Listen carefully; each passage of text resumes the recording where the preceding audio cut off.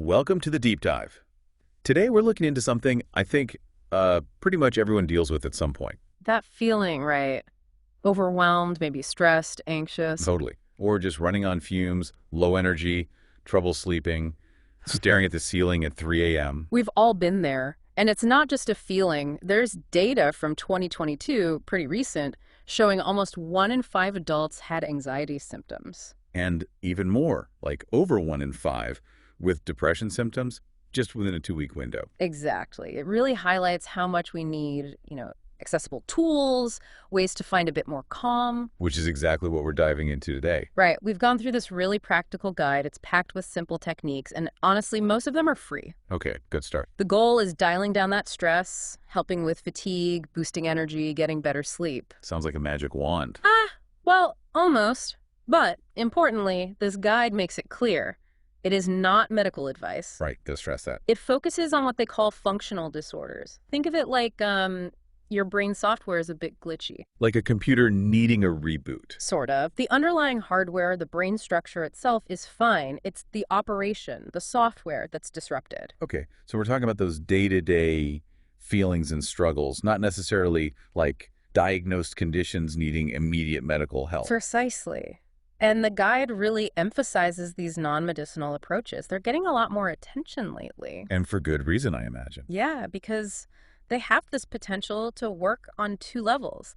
They can tackle the symptoms you feel, that anxiety buzz, the tiredness, but also maybe get at some of the deeper psychological stuff that feeds into it. That makes sense. It all feels interconnected, doesn't it? And our source digs into how chronic stress isn't just mental. It hits the body too, right? Yeah. Especially the immune system. Absolutely. Chronic stress means your body keeps pumping out cortisol, which is fine short term, but long term. Not so good. Right. It can actually weaken your immune defenses. No.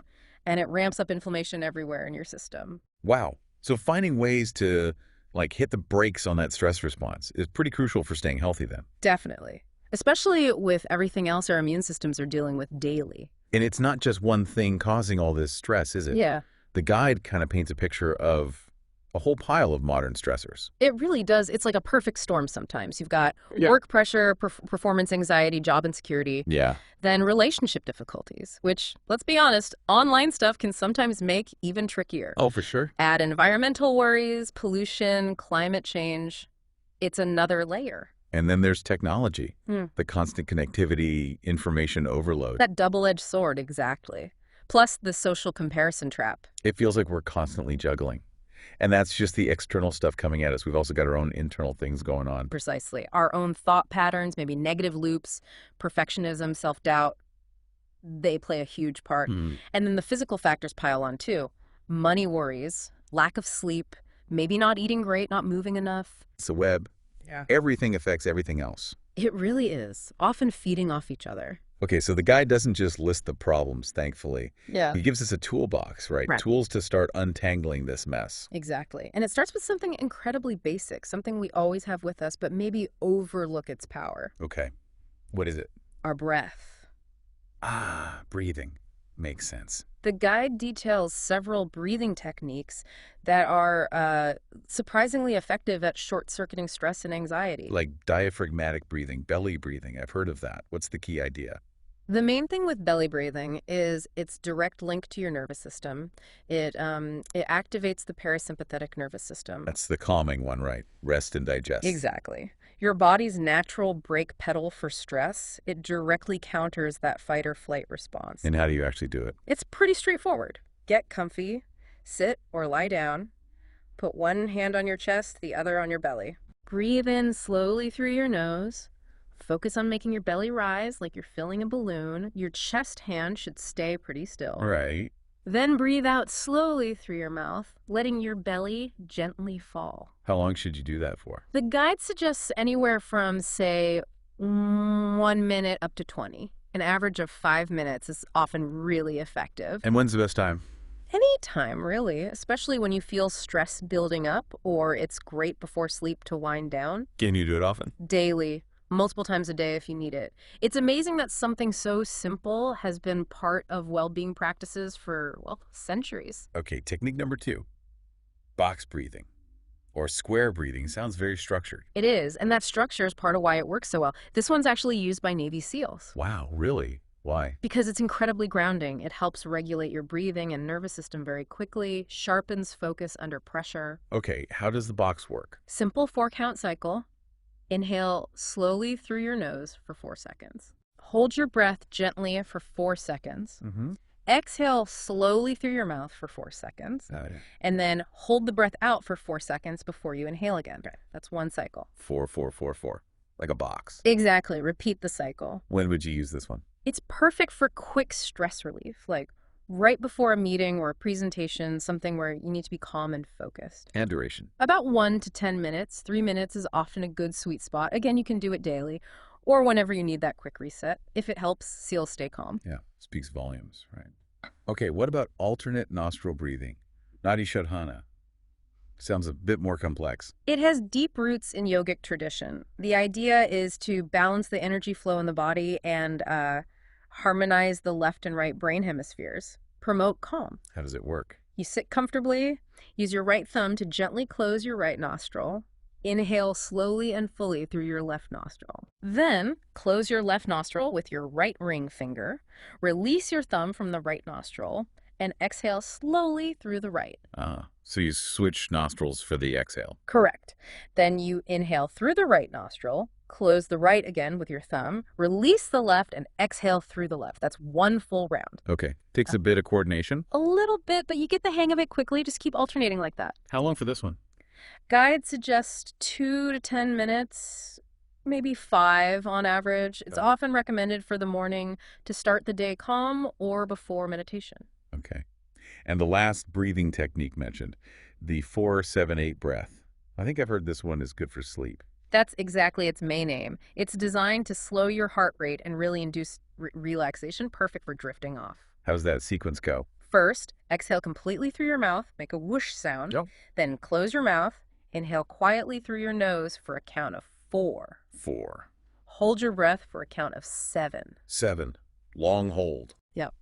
Then exhale completely through your mouth, again with the whoosh sound, for a count of 8. 8. Okay, so long exhale too. Exactly. That's 1 breath cycle. You repeat that up to 4 times in total. So it's actually quite quick, the whole thing. Mere 2 or 3 minutes max? Yeah, each cycle is about 19 seconds. It's a fast track to signaling time to relax to your body. Best time is definitely bedtime then, or high anxiety moments. Ideal times, yes. You can do it daily, once or twice. It was popularized by Dr. Andrew Weil, but it draws on ancient yogic breathing wisdom too. So lots of breathing options. It sounds like the main message is experiment. That's it exactly. Try them out, see which ones feel best for you, which ones leave you feeling calmer, more centered. And consistency is key, right? Absolutely. Like any skill, the more you practice, the more effective they become. Consistency is the secret sauce. Okay, great foundation. Moving beyond breath, what else does the guide offer? Physical stuff. Yes. The next section covers grounding techniques and the huge benefits of physical activity. Let's start with grounding, or sometimes it's called earthing. Earthing, like plugging into the planet. Kind of, yeah. It's about physically reconnecting with the Earth's surface. Think walking barefoot on grass, soil, sand, even rock. Okay, why? What's the idea behind that? The theory is that direct contact allows your body to absorb the Earth's natural, subtle electrical charge. Some research, still growing, suggests this might help reduce inflammation, improve mood, maybe even boost energy. Interesting. How long do you need to be barefoot outside? The guide recommends aiming for at least 10, maybe 15 minutes, ideally longer, maybe 30 minutes on average. When's a good time? Morning can be great, connecting with the day, or really any time you feel disconnected, maybe too much screen time. Daily, if possible, is ideal. Is this a new thing? Not at all. The concept is ancient, found in many cultures. But there's renewed scientific interest in its potential benefits, like better emotional regulation, less stress, better sleep, more energy. Okay, I can see the appeal. Simple connection. And then, of course, there's just moving your body. Good old exercise. Absolutely essential. Exercise is like a Swiss Army knife for stress, mood, and energy. It triggers endorphins. It's the feel-good chemicals. Exactly. And others like serotonin and dopamine, too. The guide points out a few specific types of activity. Like walking in a specific kind of forest. Coniferous. Why that? Ah, that connects to the Japanese practice of Shinrin-yoku, or forest bathing. It's less about intense hiking, more about just being in the forest atmosphere. Okay. And studies have actually shown that time spent in forests, especially those with conifers like pine or fir trees, can lower cortisol levels and boost well-being. Something about the air, the phytoncides the trees release. Fascinating. What about more standard exercise? Yep, the guide covers simple things too. Aerobic exercise, brisk walking, jogging, dancing, fantastic for serotonin and dopamine. Right. And getting some morning sunlight safely, of course, helps with vitamin D production. Which is linked to mood. Yes, and serotonin. We'll touch on sunlight again later. And mindful movements like Tai Chi or yoga, they can potentially increase dopamine and also GABA, which promotes relaxation. So how much movement are we aiming for? The general advice holds at least 30 minutes of moderate activity most days, maybe aiming for 30 to 60 minutes. When's best? Morning or early afternoon often gives the best energy and mood boost for the day, but honestly, the most important thing is finding something you actually enjoy. So you'll stick with it. Exactly. Consistency is everything. Even small bits regularly add up. Makes total sense. Mm-hmm. Okay, moving on to something more hands-on. Massage and self-massage. Right. Massage is ancient, known for relaxation and healing. And the great news is you can get a lot of those benefits yourself with simple self-massage. What kind of techniques are we talking about? Where should we focus? The guide suggests areas that typically hold tension, like your shoulders and neck, gentle kneading, stroking motions, especially if you sit a lot. Oh yeah, definitely feel it there. A quick hand massage, palms, fingers, back of the hands, that's great anytime, anywhere for quick relief. Yeah. Foot massage before bed, focusing on the soles, arches, toes. Very soothing. Sounds lovely. And even just massaging your scalp gently with your fingertips can really help with headaches and general tension. How long should these self-massages take? Could be 5 minutes, could be 30, maybe average around 15. Depends on what you're doing and how much time you have. Best time. Evening is great for winding down, or honestly, anytime you feel that tension building up, daily or just as needed. The guide also mentions acupressure. That's Oh. related to acupuncture, right? But without needles. Exactly. Digitopuncture is another name. It's based on traditional Chinese medicine TCM, applying pressure to specific points or acupoints to stimulate energy flow key and promote balance and relief. Okay, so which points are most helpful for stress and sleep? The guide mentions 4 key ones. Yes. First is pericardium 6 or P6, often called the inner gate. Where is that? Find your wrist crease on the palm side. Go down about 3 finger widths right in the middle between the 2 main tendons you feel there. Okay, got it. This point is famous for nausea relief, but it's also really good for calming anxiety and helping with sleep. Apply firm but gentle circular pressure for a minute or two. Might feel a bit tender.